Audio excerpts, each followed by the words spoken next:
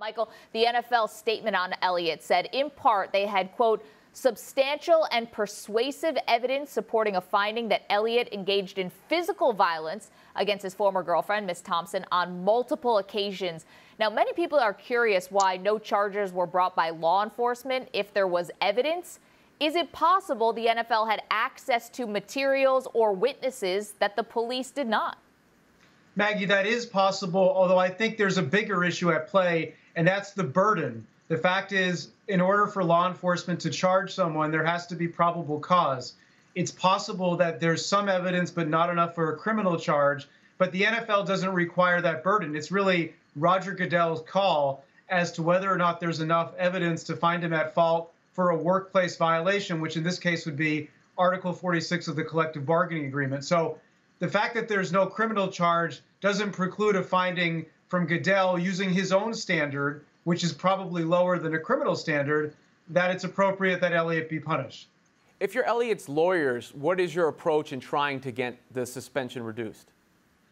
Robin, I think his initial approach will be to go to Roger Goodell, and he has to decide what is the right strategy. If he goes in there and says, I didn't do it, I've done nothing wrong, this is all made up, I don't think Goodell will lower the suspension. If instead he goes in there and says, look, I made some mistakes perhaps, I need to become a better man, I'm going to become a better person. I know I've embarrassed the NFL. I know I've hurt the brand, which is really what Roger Goodell is most interested in. If he takes that strategy, I could see Goodell lowering it to 4 games.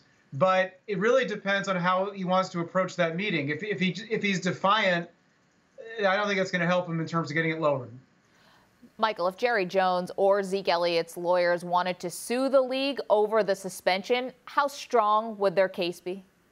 Well, Maggie, we know that Jerry Jones has a history of suing the NFL. He did it in the mid-1990s over whether or not he could do his own stadium licensing deals with competitors of the NFL's own sponsors. But here, the problem for Jerry Jones is that when you buy an NFL team, you agree to the league constitution, which makes it abundantly clear that Roger Goodell has final decisions on punishment. So the claim would be hard to craft in a way that would make sense. Now, some people would say, well, what about the Raiders? Didn't Al Davis sue the NFL? Very different story. That's about franchise relocation. Here, this would be about the power of the commissioner. I think Jerry Jones probably contracted that away by virtue of his ownership of an NFL team.